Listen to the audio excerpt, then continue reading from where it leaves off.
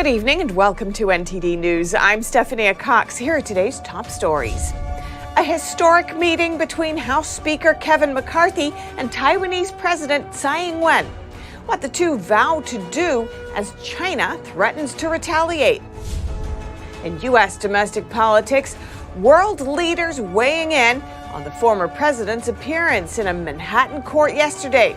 Meanwhile, GOP lawmakers continued to probe the DA on why he filed the charges alleging federal crimes.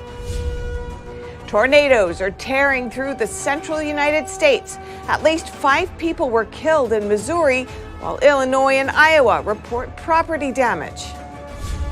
And a North Carolina lawmaker is switching parties, and her new party now has a supermajority in the state. Find out why she switched.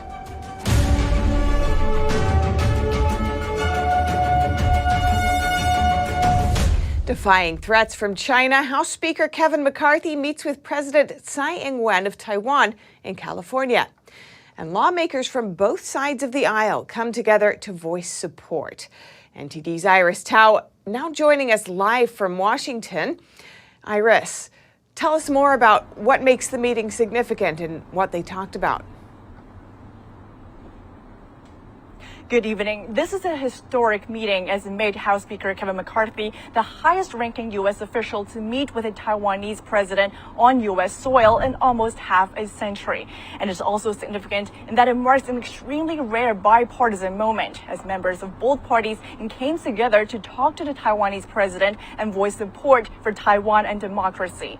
Here's what Speaker McCarthy and Taiwanese President Tsai said after their meeting at the Ronald Reagan Library in California today. Let's take a listen. Republicans and Democrats united together in a place that symbolizes the freedom and the commitment and the bond that's only become stronger with the president with us today. In our efforts to protect our way of life, Taiwan is grateful to have the United States of America by our side. And here's Congressman Mike Gallagher, the chairman of the House Select Committee on China, speaking at a press conference afterwards. Some who failed to learn from decades of CCP behavior have been wringing their hands, wondering if we're being too provocative. But I would submit to you that if the duly elected leader of one of our most important Democratic partners can't meet with American leaders on American soil, then we're merely feeding the crocodile that will eventually eat us. And regarding Speaker McCarthy will visit Taiwan as his predecessor Nancy Pelosi did, McCarthy basically cited his response to my question at the White House in February, saying that China cannot tell him where to go at any time and any place. Steph. Thanks, Iris, for those updates, and always great to hear from you. A lot to unpack there. And earlier today, I spoke with retired U.S. Marine Colonel Grant Newsham for further insight into this topic. Newsham now serves as a senior fellow at the Center for Security Policy and also offers analyses on China and related geopolitical issues at the Epoch Times. Here's his analysis. Grant Newsham, welcome back. Thanks for coming on again. Oh, glad to be here. Thanks very much. Now, China has been issuing threats over today's meeting between Tsai Ing-wen and House Speaker Kevin McCarthy, but they've just said it's a routine visit. What is the significance of this meeting at this time, do you think? Oh, it's a symbol that the United States government, or a good chunk of it, on both Republican and Democrat, does see Taiwan as important, is trying to demonstrate their support for it. At the same time, you'll note that the meeting is not taking place in Taiwan, which suggests, once again, that the U.S. government is concerned about what China might do, so it allows China to shape its behavior. The Chinese are not happy that it's taking place, of course, because it's taking place. The Taiwanese, well, they probably are glad it's happening and maybe are glad that the Americans didn't try to push something on them. So I presume there were some discussions made. And what do you expect to come from the meeting, if anything at all? Oh, not much. I don't think the relevant parties will change their positions at all on this. China certainly is not going to. The U.S., it is showing signs that it is giving more support to Taiwan from a military perspective. And this is meeting today, as last week's meeting, are very important political symbols as well. Now, China sent aircraft carriers near Taiwan ahead of today's meeting. Last year, they fired missiles in the island's direction after Pelosi's visit, which you called a dress rehearsal for war. How do you see the latest move? Is there anything about this visit that could trigger the real thing, do you think? I don't see this as triggering it. I think sending out the Chinese aircraft carrier is it's a clear symbol, clear message sent that China is serious about this. But there's limits to what China can actually do. I don't think it's ready to go to war. And it wants to see the outcome of the January 2024 Taiwan presidential election. If their guy, the KMT candidate, wins, then China might like the prospects for bringing Taiwan into the fold, however unwillingly, but without shooting. If the other side wins, the DPP, then China may take the gloves off and decide there's no choice but to attack. If they, of course, have plenty of choices, but they are an aggressive, expansionist, fascist, totalitarian dictatorship. There's nothing you can say besides that, and that's how such regimes behave. Now, the U.S. is facing uncertain times in terms of the economy and political upheaval, especially now with Trump's indictment. How do you see America's readiness for potential kinetic warfare with China? Well, anytime you're distracted like this, when you have just political confusion and chaos in your own country, you're less able to focus on external threats. Period. Additionally, there's a distraction caused by Ukraine, where we're emptying out the arsenals, both ours and other people's, to support Ukraine. But that political distraction that you just mentioned, that is something that very much goes into the Chinese Communist calculations when deciding how to deal with the United States, how aggressive to be, what to do, and certainly when they are thinking about what to do with Taiwan. And critics are decrying Trump's indictment as imperiling democracy, as well as the U.S.'s international standing as a champion of democracy. So do you think that this political climate could affect the authority with which the U.S. backs Taiwan? Unfortunately, yes. I've been around a while. That's what happens if you live long enough. And we kind of look like a banana republic if we're not giving banana republics a bad name.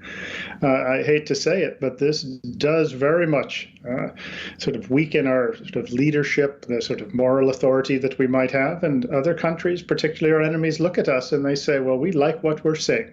When you Americans can't get your act together, when you're fighting each other more than you're probably going to fight us. And one thing I'd like to mention about our American support for Taiwan. Yes, there is Republican and Democratic support for it. We are doing more on the military front for it. But at the same time, you have situations like the Federated States of Micronesia that a few weeks ago, the president offered to switch recognition from China to Taiwan, and that never happens. It's very rare. The American State Department doesn't seem to have jumped on this, nor has the Biden administration. There's been no mention of it. This would be potentially a real important thing to have happen, and we don't show any interest. And then for the last 4 years or so, America has watched the Solomon Islands, key strategic geography if there ever was, in which there's a lot of American blood spilled some years ago to get it. You've seen it turn into a pro-China sort of police state. And once again, Americans are doing nothing. The Asia Tsar, Kurt Campbell, apparently was just there. He didn't seem to be too worked up about it. So at some point, you kind of wonder exactly whose side are some of our people on. But that's an important thing to remember. All the attention on President Tsai's visit. Meanwhile, China is, by a very adept and aggressive political warfare, insinuating themselves into the heart of our defenses in the Pacific. So that should get more attention from the press than it has gotten so far. Fascinating. Thank you so much. Grant Newsham, retired Marine Colonel and Senior Fellow at the Center for Security Policy. Thank you very much. International responses to the felony charges against former President Trump today. Mexico's president disagreeing with the charges. The Kremlin choosing to remain silent. What are U.S. lawmakers saying? NTD's Arlene Richards brings us the latest. The unprecedented and historic arrest of former President Trump has triggered some international responses. Today, Mexico's President Manuel López Obrador said he didn't agree with the charges. At a news conference, he said supposedly legal issues should not be used for electoral political purposes. but a Russian spokesman declined comment. We don't consider it right to interfere somehow in domestic United States affairs. NATO allies also didn't comment. Secretary of State Antony Blinken told reporters today, "I don't do politics, and the proceedings in New York actually did not come up in my conversations with NATO colleagues." Meanwhile, U.S. intelligence is watching closely for potential election interference from Russia or China. Intelligence officials told NBC News they're looking out for increased efforts to stir up protests or disinformation campaigns. But in the U.S., GOP lawmakers argue that Manhattan District Attorney Alvin Bragg doesn't have authority to file charges alleging federal election violations. Senator Mitt Romney, who isn't a fan of Trump, said in a statement that he believes the New York prosecutor has stretched to reach felony criminal charges in order to fit a political agenda. The indictment claims Trump disguised hush money payments as legal expenses, and that he allegedly intended to suppress information that could have been damaging to his 2016 presidential campaign. Bragg said the payments were actually concealing a federal election crime. Chairman of the House Oversight Committee, James Comer, told Fox News he will continue to probe Bragg on these charges. I fully expect to see Alvin Bragg answering questions in front of Congress as soon as we can make it happen. This is unacceptable, and we're not going to back down on this. Top Democrat lawmakers stayed away from commenting yesterday. House Democrat leader Hakeem Jeffries declined to comment on the indictment and told reporters they should follow the facts. Senate Majority Leader Chuck Schumer said in a statement before the indictment was unsealed that he believes Trump will have a fair trial. Trump called for Congress to defund the FBI and DOJ. In a Truth Social post, he said Republicans in Congress should defund the DOJ and FBI until they come to their senses. He said Democrats had weaponized law enforcement. House Judiciary Chairman Jim Jordan made similar comments on Fox News Sunday. We control the power of the purse, and we're going to have to look at the appropriations process and limit funds going to some of these agencies. Arlene Richards, NTD News. And next to offer his analysis, we hear from Epoch Times editor-at-large, award-winning novelist and Oscar-nominated screenwriter Roger Simon. He sees Trump's indictment as a crunch point for the U.S. and potentially the world. Roger Simon, welcome to our show. Thanks so much for coming on. My pleasure. Now, concern is growing among critics of Trump's indictment that America could be turning into a banana state.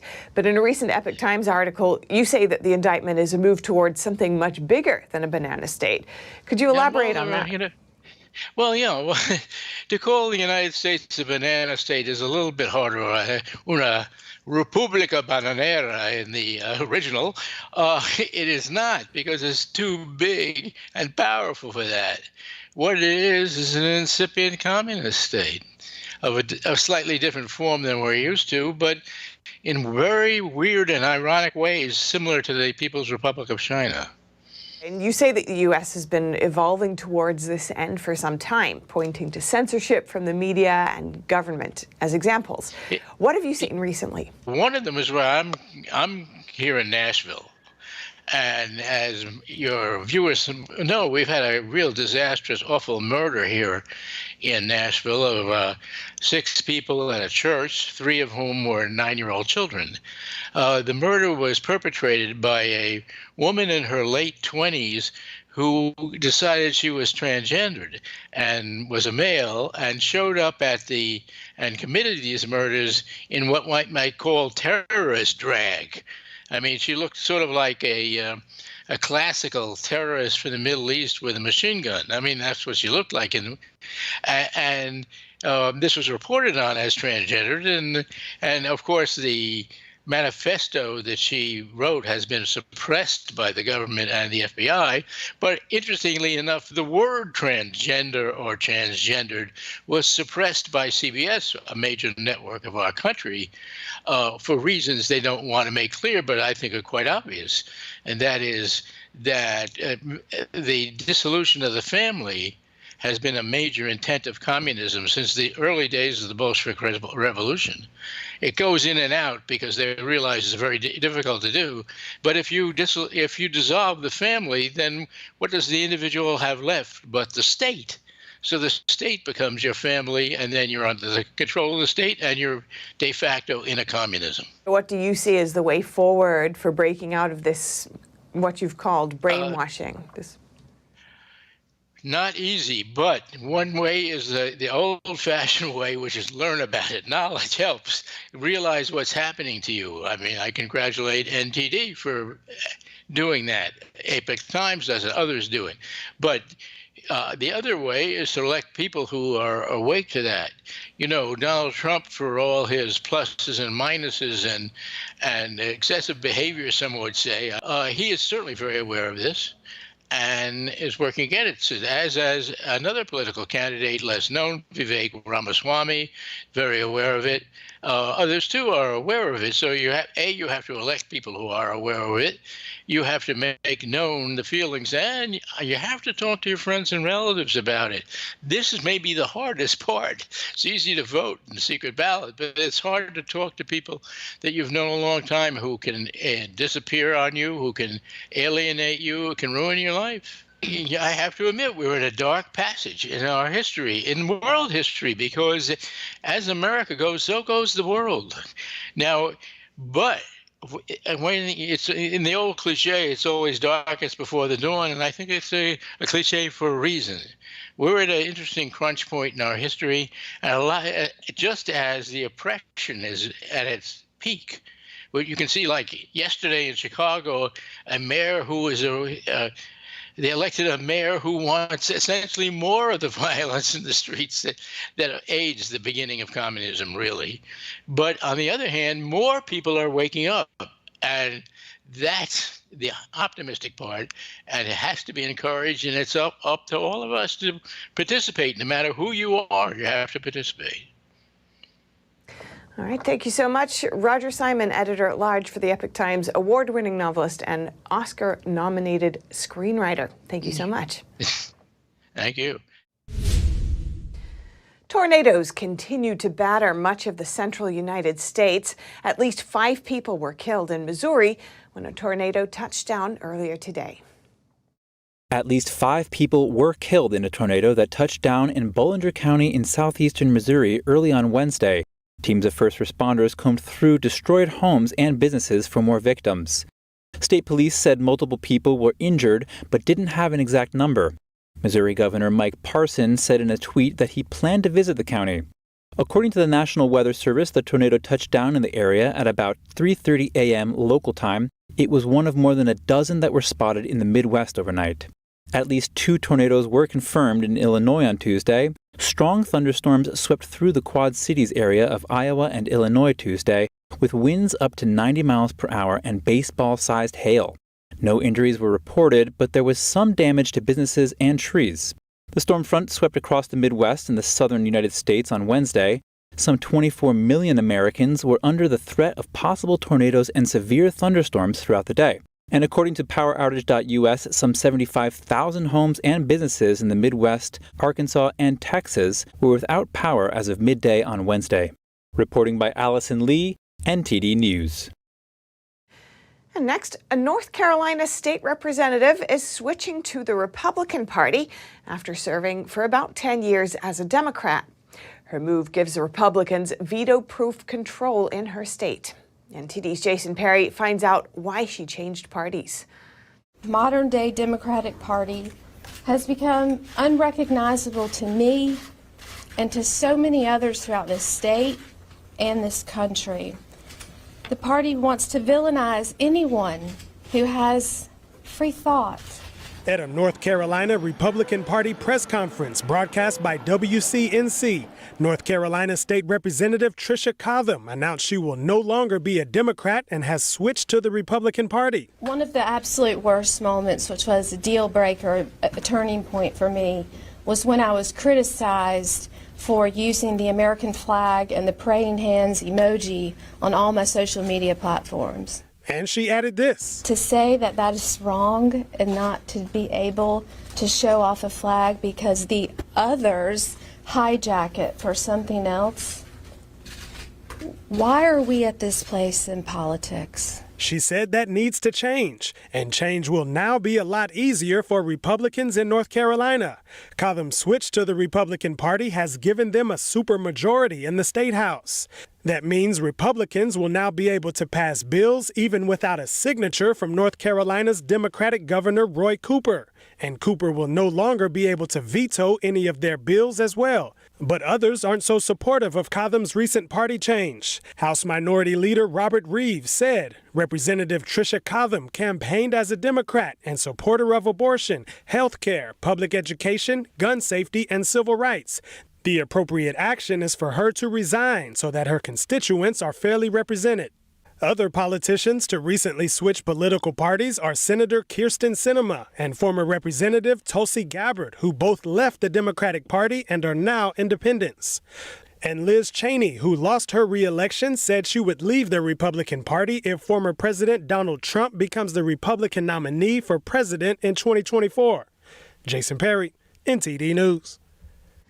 Election results coming out of Wisconsin. A Democrat-backed candidate won the open seat for the Supreme Court, flipping the court to liberal control, while Republicans win a supermajority in the state Senate. According to preliminary results, Democrat-backed Judge Janet Protasiewicz won the open seat election to the Wisconsin Supreme Court with 55.5% of the votes. Her victory flips the court in favor of Democrats by 4-3. Republican-backed judges had a majority in the court for the past 15 years. Many observers consider this the most consequential election of the year. The new balance will be significant in future rulings involving abortion and election laws in Wisconsin. Also on Tuesday, Republicans won a special state Senate election, gaining a supermajority in the chamber. Wisconsin voters also approved 3 ballot measures that align with the GOP's agenda on cash bail and welfare benefits. And if you have any news tips or feedback for our show, you can email us at eveningnews@ntd.com. And coming up, the Masters starts play tomorrow with fans wondering how Tiger Woods will fare now 2 years removed from his near-fatal car accident.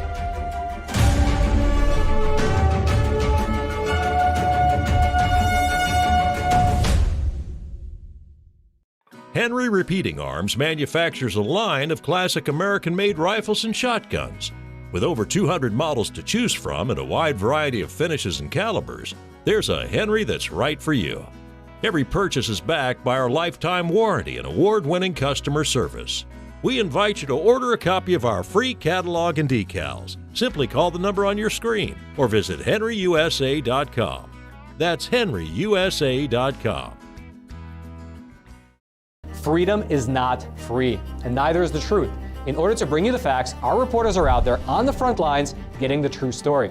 Some of them served 10 years of prison in China. We've been censored on social media. Our Hong Kong printing offices were set on fire, and we've been repeatedly attacked by the Chinese Communist Party. But no matter what, we believe that you deserve the truth, and so we'll continue to bring the truth to light. Head on over to getepic.com and try honest journalism that is based in truth and tradition. We'd love to have you on board.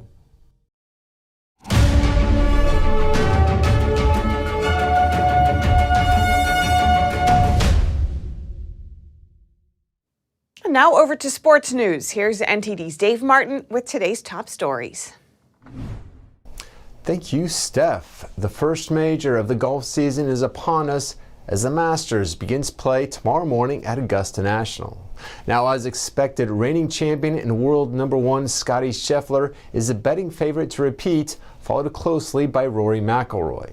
But what makes this tournament, as CBS calls it, a tradition unlike any other, goes beyond the players who play it and the green jacket given to the victor. If you ask most sports people and say, what event is tied to the green jacket, I would say you're going to find a very high percentage. I mean, the branding is so powerful.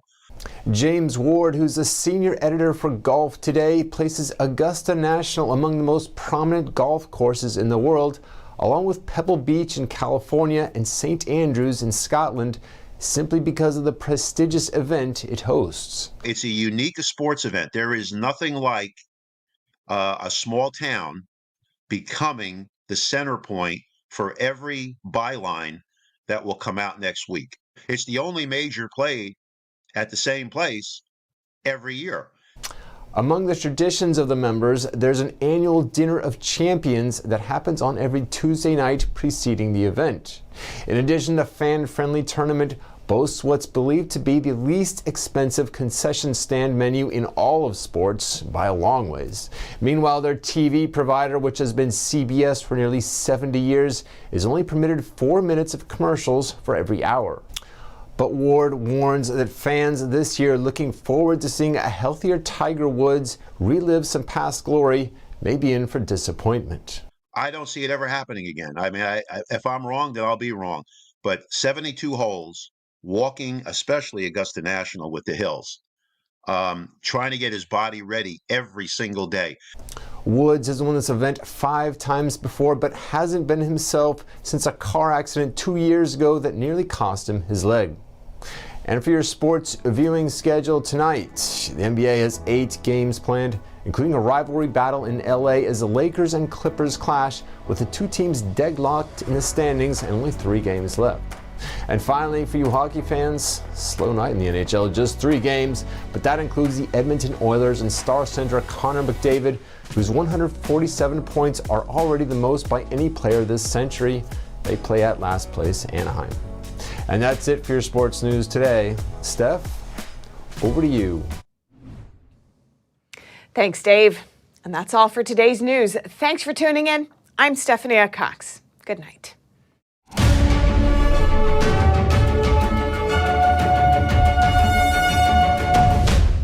Thanks for watching us on YouTube. Did you know YouTube only keeps selective videos on its platform? So if you want to make sure you get the full picture, just subscribe to our newsletter. Go to newsletter.ntd.com and sign up. It's free.